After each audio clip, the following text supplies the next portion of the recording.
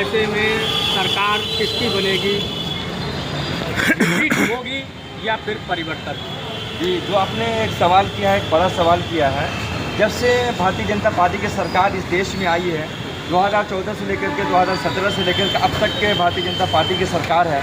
जब ये सरकार नहीं थी उस टाइम में भारतीय जनता पार्टी के राजनीतिक लोगों ने डंकी की चोट पे पूरी हिंदुस्तानी बाशिंदों से चिल्ला कर चीख कर कह रहे थे कि यदि मेरी सरकार आती है तो हम देश में नौजवानों को 2 करोड़ नौजवानों को नौकरियां देंगे, 15-15 लाख रुपए देंगे और बहन बेटी इस देश की सुरक्षित रहेगी।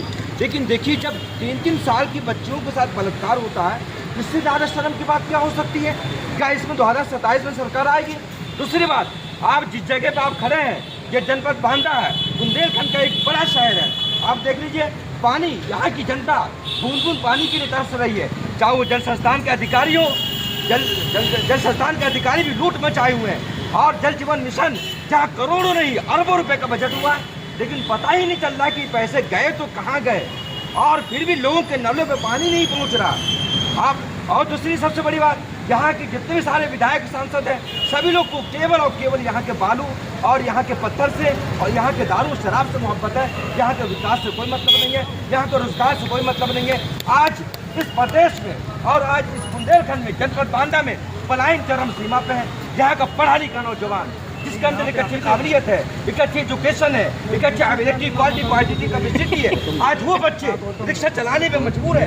आज वो बच्चे रोड के ऊपर ठेला लगाने के लिए मजबूर है। इसलिए एक बड़ा सवाल है, मैं सरकार से मांग करता हूँ कि जो भी यहाँ की पलायन है इसे दूर कर दिया जाए। जो इस बुंदेलखंड की जनता बूंद बूंद पानी के लिए तरस रही है, जो यहाँ के विधायक वो सांसद करोड़पति हो गए हैं, जिसके घर में खाने का नहीं था, आज वो करोड़पति अरबपति हो गए हैं। इसलिए 2027 में अगर ये सरकार 2027 तक कोई भी बड़ा कदम यहाँ के पलायन को लेकर के, यहाँ की बेरोजगारी को लेकर के, यहाँ के खनन को लेकर के और यहाँ की पलायन, ये जो गंभीर मुद्दा है, अब पानी का एक गंभीर मुद्दा है, अगर इन तमाम मुद्दों पे अगर यहाँ की सरकार काम नहीं करती है तो आने वाले दिनों में यहाँ की जनता भारतीय जनता पार्टी को सबक सिखाने का काम करेगी और इस सरकार को उखाड़ फेंकने का काम करेगी और ऐसी सरकार बनाने का काम करेगी जो यहाँ के पलायन को दूर कर सके, यहाँ की बेरोजगारी को दूर कर सके, यहाँ की जनता की जो बूंद बूंद पानी के लिए जो यहाँ की जनता तरस रही है, वो बूंद बूंद पानी के लिए जो तरसना है ये बंद हो जाए। जो केन नदी में जो अवैध खनन हो रहा है,